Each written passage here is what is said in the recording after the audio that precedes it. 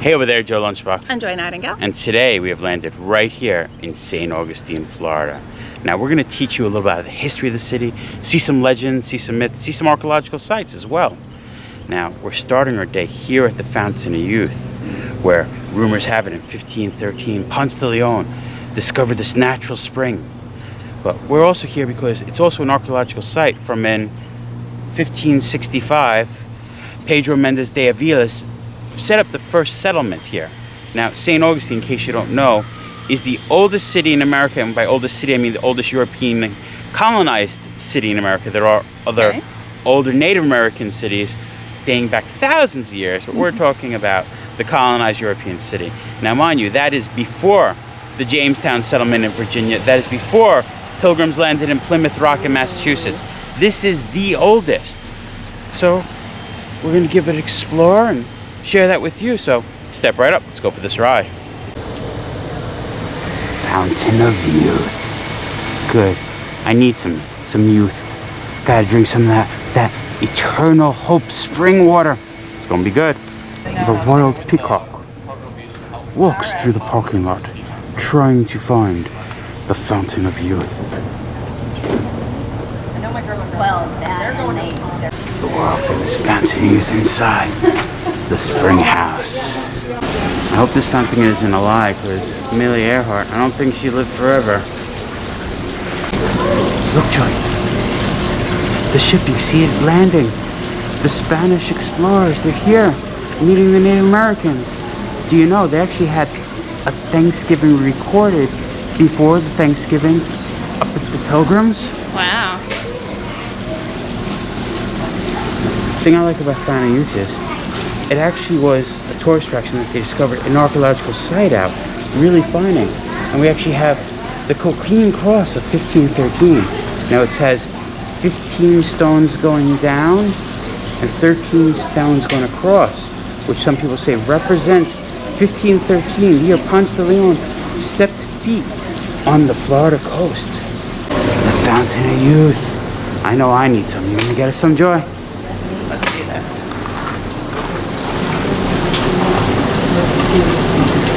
Oh yeah, fill it to the brink, Joy.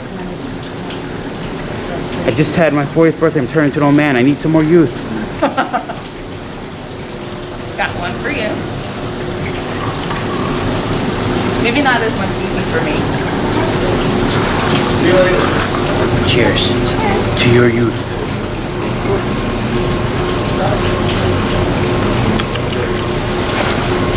That just tastes like water. It has like a weird taste to it, but I heard it tasted like sulfur and sediment. Just tastes like water. You have chose wisely. Is it working? Are my eyes around? Are the lines around my eyes going away? ooh, no more wrinkles. Drink. Oh, no, you still got more left.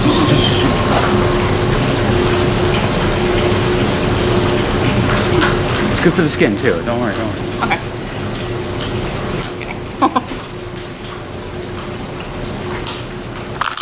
We nailed it. Crushed it. Oh. So the legend has it that on April 2nd, 1513, Juan Ponce de Leon and a small 3 ships landed at a spot 11 miles north of this area. The next day on April 3rd, he and some of his men came ashore. The first task was to find clean drinking water to replenish their water. Now they were looking for a spring. Is this the spring? Is this really the Fountain of Youth? Like, what's interesting is Ponce de Leon, there's no records of him saying he was looking for a Fountain of Youth. He was looking for gold. But later, people that were writing a biography about him, it's still in the 1500s, wanted to make it seem more fantastical, to sort of to get their book out more known. And they was looking for the Fountain of Youth. And as I was saying before about how Saint Augustine is the oldest European city, here's some proof what I mean by that. That the Timucuan Native Americans under Chief Siloy, who lived at this site 3,000 years prior to the Spanish settling, but Chief Siloy he welcomed the Spanish in 1565 when they arrived. But just imagine, 3,000 years prior. And you were saying, is that it, Fountain Youth? No, this is a giant park of discovery. Because like I said, it is an archaeological site. Full-size planetarium teaching you the stars and how they're used for navigation. Conquest! Yeah, that's what I'm doing. Joy has landed at the Vanity Youth Archaeological Park. Have you planted that flag for the country of Spain? No, for the good of Joe and Joy have landed. Oh. I can claim it. Okay, cool. Standing on the site where the ancient Native American village called the Soloi lived in the 16th century. So it's a beautiful spot to set up a home. These large clay jars were used to catch the rainwater for Spanish rainwater, but just sitting out. They're more than 300 years old. Just a piece of history. The Vanity Youth tourist attraction is more than just the fountain.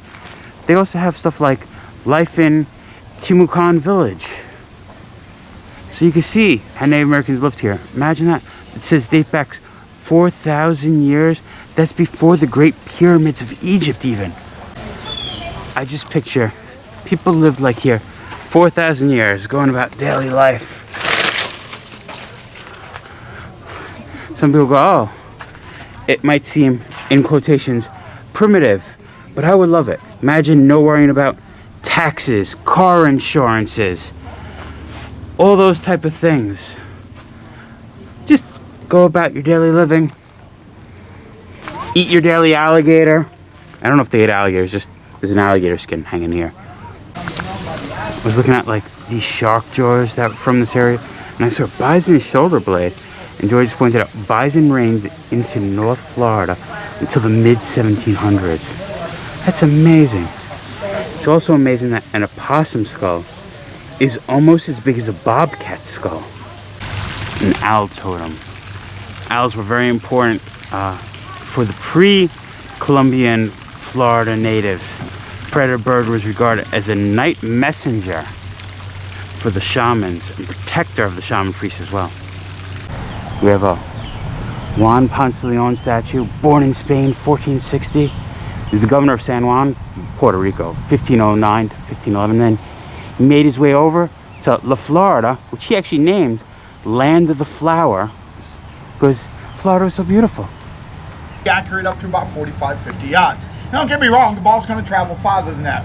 It will still punch a hole through an individual over 100 yards away. This is probably not the individual you're actually aiming at. Now, in Europe, when these weapons are used, they're used in a manner that's known as a volley fire. Basically, you're going to have armies in formations on open fields trying to overpower each other. Typical formation of the era is going to be 4 ranks with approximately 100 soldiers per rank. First rank fires, second rank steps in front of them, they fire, then the third and the fourth. By the time that fourth rank is fired, that first rank is expected to be ready to shoot again. That is why the Army standard to reload the weapon, 40 seconds. Now the stocks to these weapons are always made of a hardwood. This one's actually made of walnut. The barrel's going to be made of steel. Trigger mechanism's underneath the stock. When I squeeze up in that, you're going to see that little piece moving. It's called the serpentine. The serpentine's job is to hold the match in place.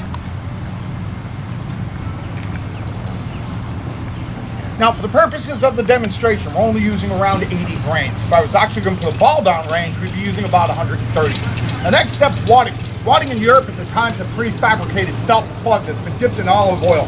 Once you get your wadding down the barrel, the ball's going to go in next, right on the top. And the whole thing's going to get rammed to the breech of the weapon. Now, the wadding's job here, guys, is really simple. Keeps everything in place. Keeps the powder exactly where you need it. And then that ball's going to jam up on top of it nice and tight. So if you're running with the weapon, nothing comes spilling out the front. Now we're going to prime the weapon. The priming powder is a lot finer. It actually burns a lot faster than the charging powder does. The powder pan's got a bowl in it, so all you got to do is fill the bowl up. Once you get that bowl filled, you're going to seat the powder, you close the pan cover, blow on the top.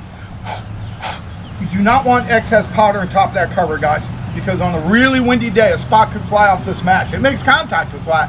The weapon can discharge before you're ready. All right, 2 commands here. A Putin to point, fuego for fire. All right, gang, match is set, cover's open, here we go. A Putin, fuego. So we're actually looking at the archaeological site because in 1565, Pedro Menendez started his settlement here. He came across shore and then all that. And what's interesting is on that day of September 8th, 1565, the tiny settlement hosted a Thanksgiving celebration between Europeans and Native Americans. That's 55 years before Pilgrims landed at Plymouth Rock and 42 years before the British established the colony of Jamestown. What I found interesting, which I didn't know, is that that date is the feast of Saint Augustine of Hippo. So that's why they actually named the outpost Saint Augustine. Do you think Jimi Hendrix used to come to the founding years? Because I heard he was all along the watchtower. It's cool because the cannon demonstration isn't going on yet. We're actually able to go up and look out from the top of the watchtower.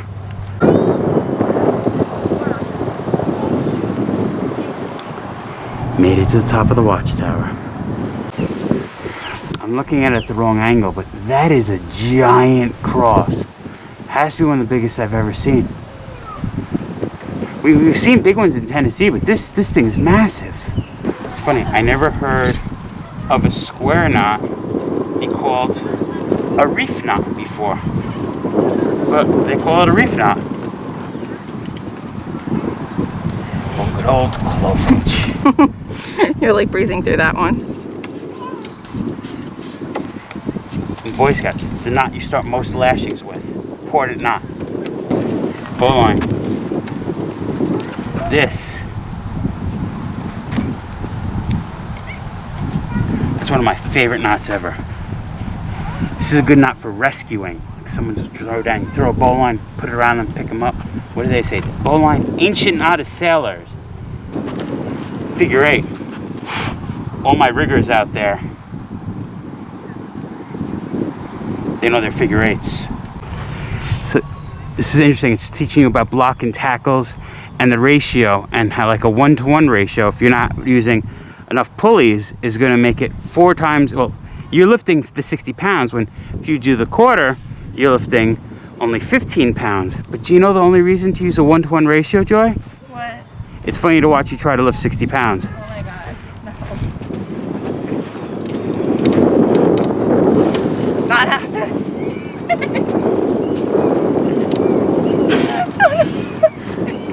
You want to work smart, not hard? Smarter. That's as far as I think they'll let me pull it. Yeah, they're afraid you're gonna drop it.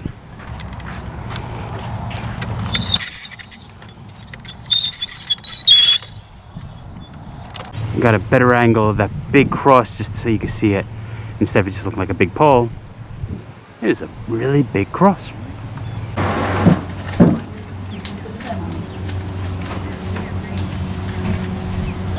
Now, that 12,000 pounds of iron and steel, they went through it pretty quick. It took them about 17 months. Now, what are they building with all that? Well, the colony, literally. So, 2015, we had an archaeological dig. They discovered that these rectangular structures out here, these are sites where there were once homes for Spanish soldiers. Now, first thing I do is I hammer the metal nice and flat. Now, this goes to the reason of why all those colonial nails are square. So you see it's flat like that. Now, I'm going to put it up on the side, and I'm going to do the same thing. I'm going to flatten it out again. Now, what this were round, the way that I would do that is go tap, tap, tap, tap, tap, tap, tap, tap, tap, as I slowly rotate it. But there's a faster, more efficient way to do this. And that is, I would hit it like this, all right? Kind of stretch it out, you know, pinching it down. And I put it on the side and I do that. But now, instead of rotating it all the way around again, I just put it back where it was. So, and I can very quickly put a point on the metal that way. Cannon firing progress. Little kids, put your fingers in your ears. In fact, he brought 20 cannons that look a lot like the one on the platform and fortified this area right in through here with those. So not only is the field behind you the site of the first settlement in Saint Augustine, this is the site where the first fort was built. Now that type of cannon was considered to be obsolete in the 1500s. They were products and technology from the 13 and 1400s. So it was an old style cannon. They were considered weak and nobody wanted to use those on the battlefields of Europe anymore. So they were cheap to get, and Menendez took advantage of that. Fuego! Fountain of Youth is even pet friendly. They have the Fountain of Pooch. We have a replica church of the Mission Church of Nombre de Dios, which actually was lost in time until 1934 when a gardener working here discovered human remains. So then they built this replica where that stood. We learned the church was actually built in 2013, this replica, and it does function, not at this time, but they do have mass when the world gets back to normal. The Wild Peacocks. I like this, even an albino peacock running in the back. I wonder, you think peacocks, they have those bright colors to attract their mates? Is the albino peacock so rare that it attracts the most mates? One more for the road. It tastes like water from the spring of the fountain of youth. Oh, okay. Well, Here's to you, Ponce de Leon. and like it was just rolling out like that. Here's the story. It tastes like my youth. When I used to drink lots of water. It's funny, I heard that it's supposed to taste sulfury. I didn't taste that at all, but when we come outside and we come to this fountain smells what I thought it would have tasted like. You know it's a tourist attraction, you exit through the gift shop.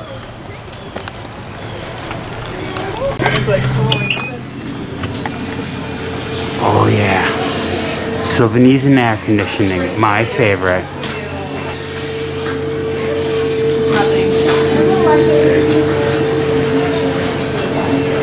Personalized bottles. Yes, I could live forever. Joy? You can't live forever with me. Ponce de Leon to go. You won't have to worry, buddy. You don't have to go die in Havana and be buried in Puerto Rico. Zoltan, he's actually wearing a Spanish king. He's the door helmet.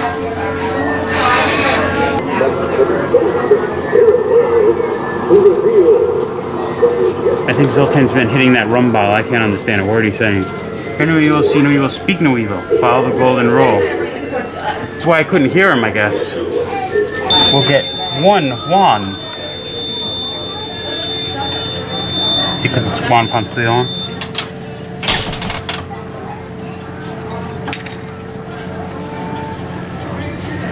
Crush penny achieved. You could even get swords for all your conquering needs. We came, we saw, we conquered. Yeah. So we saw it. The Fountain of Youth, Ponce de Leon, 1513. Supposedly discovered this spring, but I hope it makes me look young forever. So when I'm 90 years old and they'll be like, wow, you have great skin, I'll be like, went to the Fountain of Youth back when I was 40. So it was a lot better attraction than I thought. I thought we were just going to see a fountain, some tourist stuff. I liked that it actually is an archaeological site. I like the demonstrations they have throughout the different areas. A lot of good, knowledgeable people talking to us. I would say if you're in Saint Augustine, definitely Come check it out. yeah, make a trip to Saint Augustine's with Fountain of Youth, yeah. But I think we call it now, Joy. Oh, I think we can definitely call it. Ponce de Leon, Fountain of Youth. Been there, done that. Remember, folks, safe travels Good eats. and live life. You have made a great explorer. I hope you land safely from now on. I got a bottle. We're bringing it home with us. The ultimate elixir, water. I'm going to live forever. And if you live a long time and you find you have a lot of time on your hands, you know what you should do? You should subscribe to our channel because we're going to have a lot more videos coming out and you wouldn't want to miss them if you have a lot of time on your hands. And if you like this one, you could always let us know by liking it. Leave it in a comment so we know what you liked about it. You know, all those good things. All right, I'm going to go live forever now, drinking my water from the Fountain of Youth.